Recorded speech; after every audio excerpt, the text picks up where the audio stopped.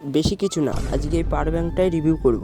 সকালবেলা ফ্লিপকার্ট থেকে পাওয়ার ব্যাঙ্কটা চলে এসছে, সো বুট ফুট লাগিয়ে চলে এসছে রাস্তায়। ওই তো গাইস দাঁড়িয়ে আছে। কাকা বাকি তো হবে না, ভাগ শালা। ও মাই গড, পালাই তাড়াতাড়ি। আব্বে এত হালকা হালকা লাগছে কেন? ফ্লিপকার্ট আমার বউয়ের জন্য মনে হয় শাড়ি পাঠিয়েছে।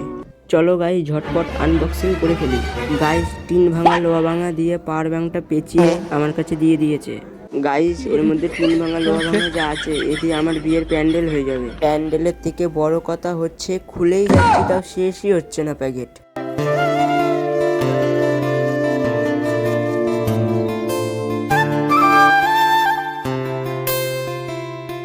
অবশেষে গাইস পাওয়ার ব্যাঙ্কটা দেখতে পারলাম। চলো গাইস এই প্যাকেটটা খোলা যাক, তারপরে পাওয়ার ব্যাঙ্কের বডিটা দেখা যাবে। গাইস এই পাওয়ার ব্যাঙ্কটা আমার কাছে খুব ভালোই লেগেছে। গাইস এই পাওয়ার ব্যাঙ্কের বডিটা খুবই পাতলা, আর এই পাওয়ার ব্যাঙ্কের কোম্পানিটা হচ্ছে অজন্তা কোম্পানির পাওয়ার ব্যাঙ্ক।